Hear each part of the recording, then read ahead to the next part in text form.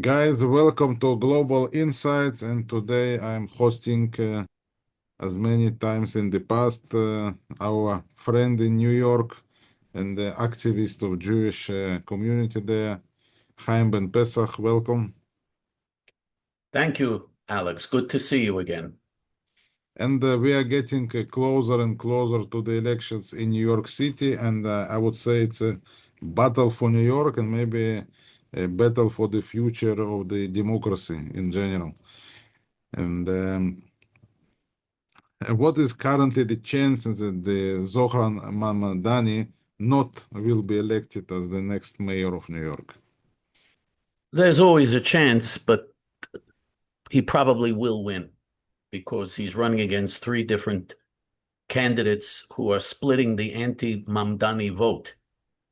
And so it's difficult to defeat him in a situation like that. And all three refuse to withdraw from the race. So he probably will win. But you never know in politics. There's always a chance that something can happen to stop him from getting elected. He is a real danger.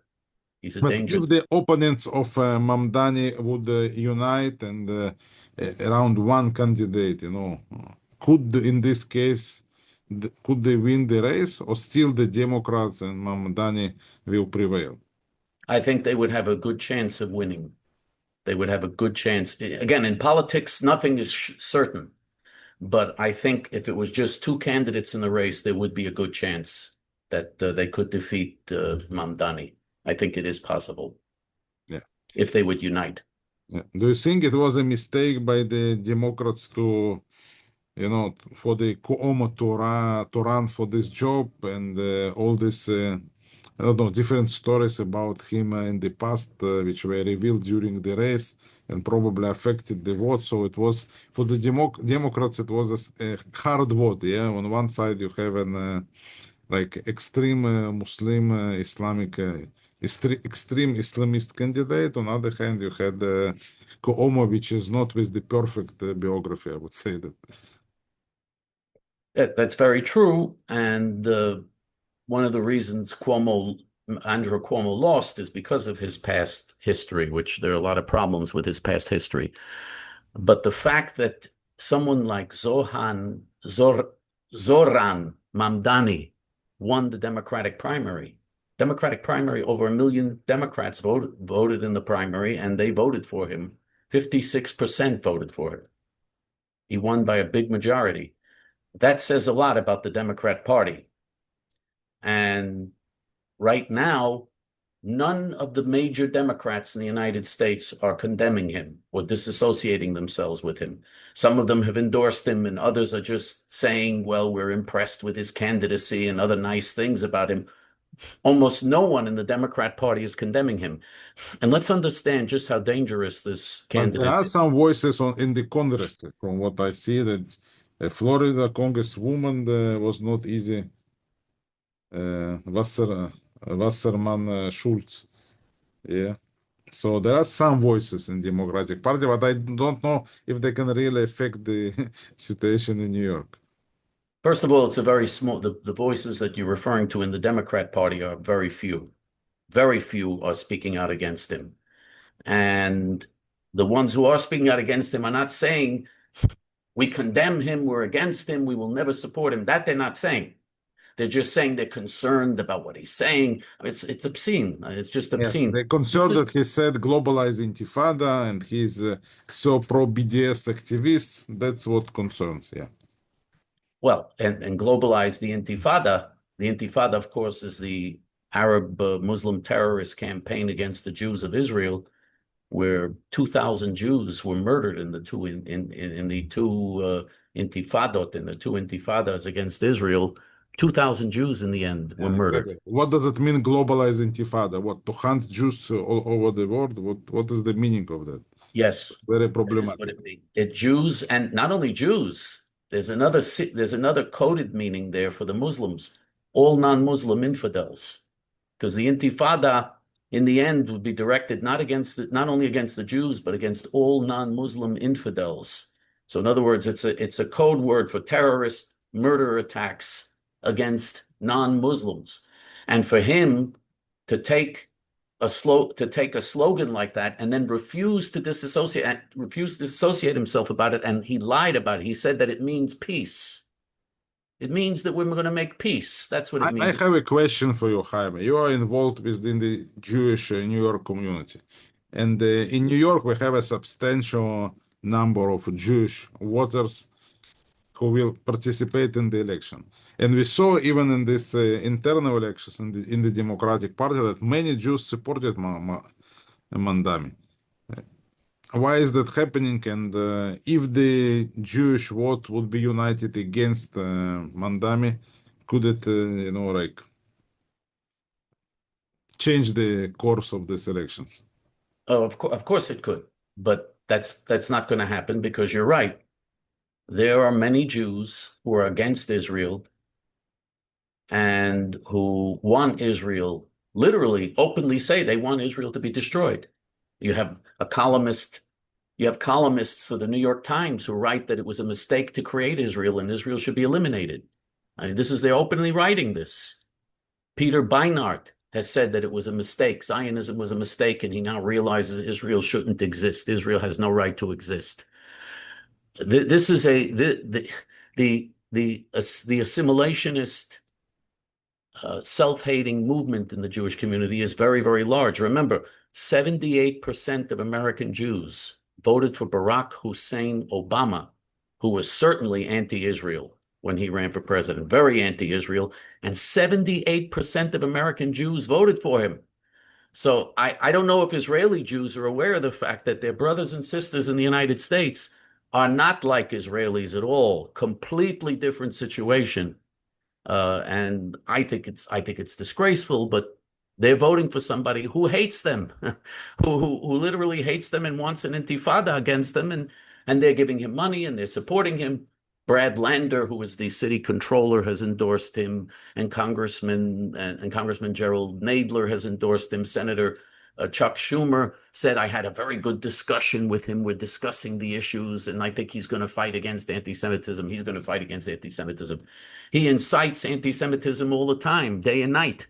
I mean, it's really unbelievable what a tragedy we have in the American Jewish community. That's the real story here. That's the real story here.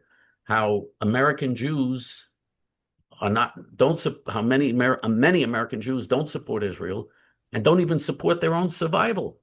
It's insanity. Yeah. So in this case, you actually expect that he will take the elections eventually. I think so. New York usually votes 80% Democrat. New York City is overwhelmingly Democrat and a very left-wing city.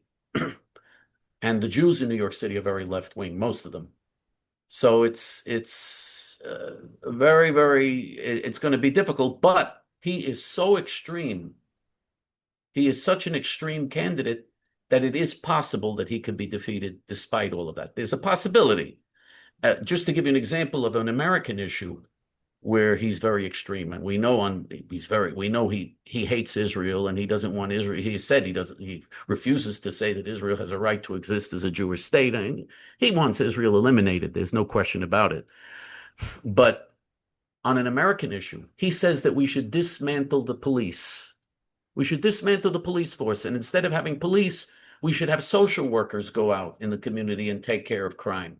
Social workers are going to have people are shooting people in the streets and murdering people in the drug gangs and all types of crazy things. New York is a very violent city with a lot of crime, with a very high crime rate. And he's saying we should dismantle the police and have social workers go out and take care of the problem.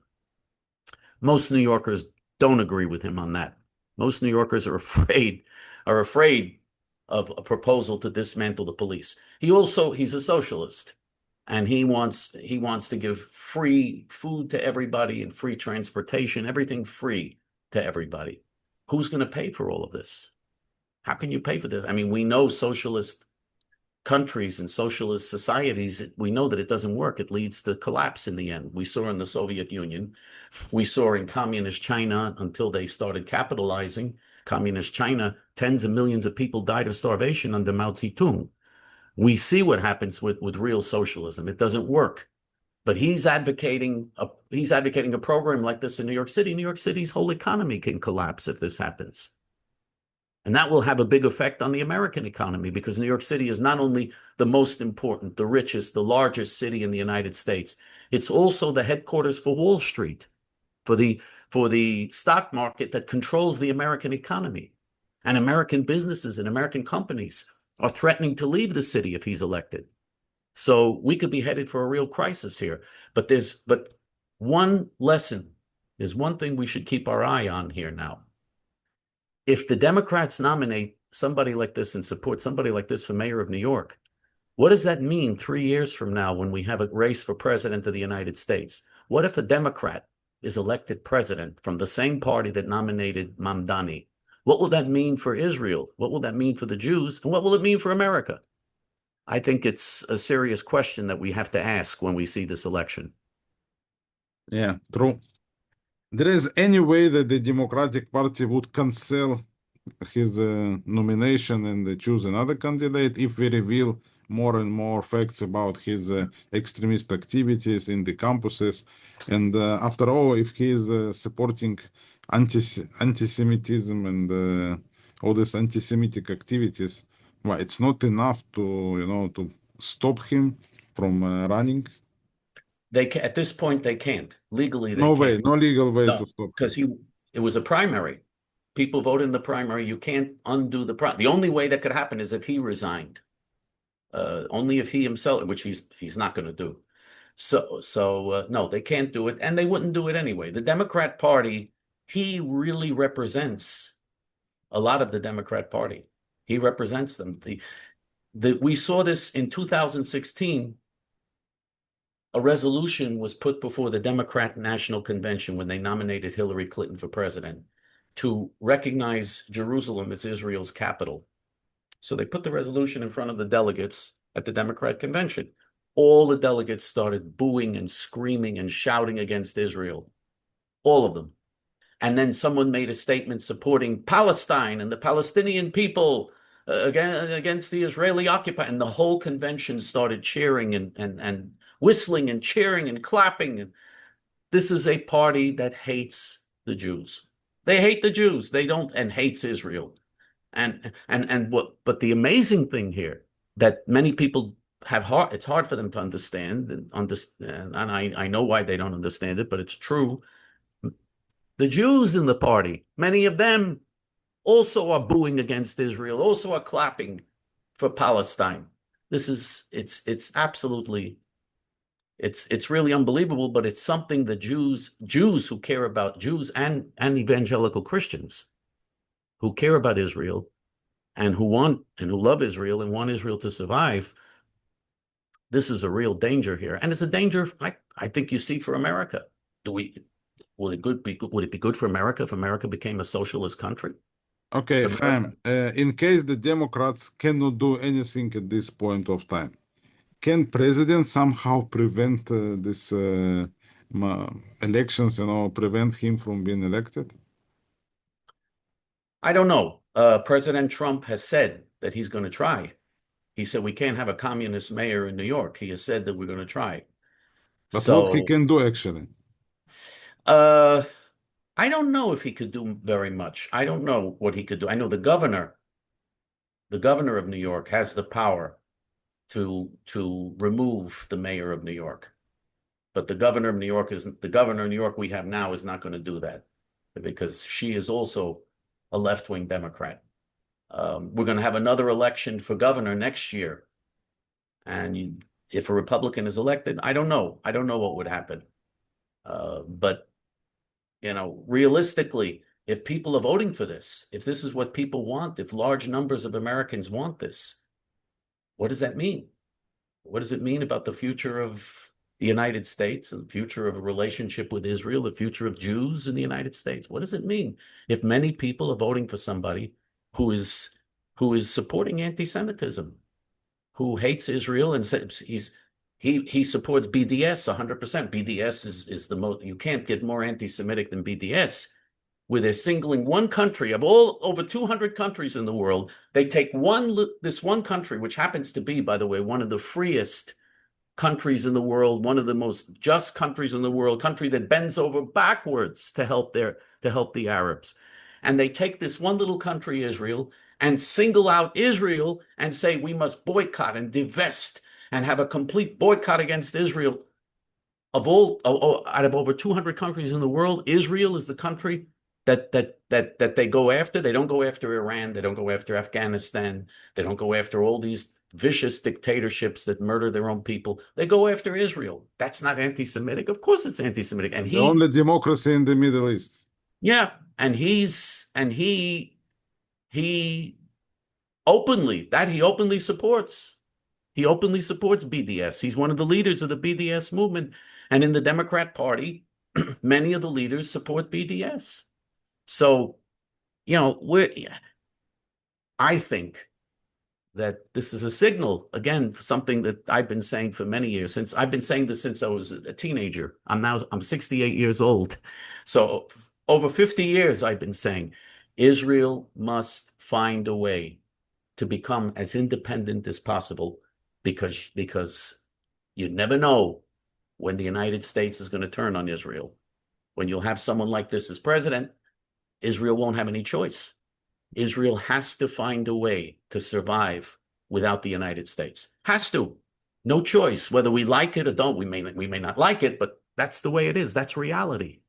We can't ignore, we can't But I think pretend. it's a bigger and wider problem than only Israel. The whole world would be very different and bad place to live if such persons would rule United States. That's, I think, a wider problem. Absolutely. Absolutely. It will have a very bad effect on the whole world. No Can a question about it. president theoretically declare a state of emergency in New York, to prevent this, or it's not possible, in fact? I don't know if the laws permit, because the president would be the federal laws. I don't know if the federal law permits him to take action against New York. I know he could freeze funding to New York, which would have a big effect. He could freeze federal funding. I don't know exactly what he could do. I'm pretty sure. I mean, President Trump has said that he's going to take action against him. He said, I'm not going to allow this communist to destroy New York. He has said that. I also think that there's a possibility there'll be real violence in New York if he gets elected, that he'll incite violence and there'll be pogroms. There are people in New York that want to do that, especially to the Jews. If that happens, there'll be pressure on the president and on the Republicans in Congress to take action against him. So I don't know. I don't know. I do think one good thing that would probably happen. There is one good thing. He'll be a complete failure as mayor. His policies are not going to work. You can't do what he's saying you're going to do. Everything's going to be free. Transportation's going to be free. Food is going to be free. Everything's going to be free. And he's also, in Los Angeles and in San Francisco, in many cities like Los Angeles, San Francisco, Chicago, you're now allowed to go into the store and steal. You're allowed to. The law says stealing is not illegal. You're allowed to. Also happens in Europe, for example, in Vienna, you can take iPhone and go out of the Apple store, and in fact they don't do anything. Yeah. So, but in New York, if you have a mayor that allows that in New York, we have a population in New York, which is a little different than the population in most European countries.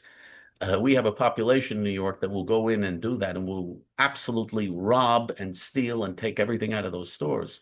In Los Angeles and in San Francisco, there are whole neighborhoods without any stores now.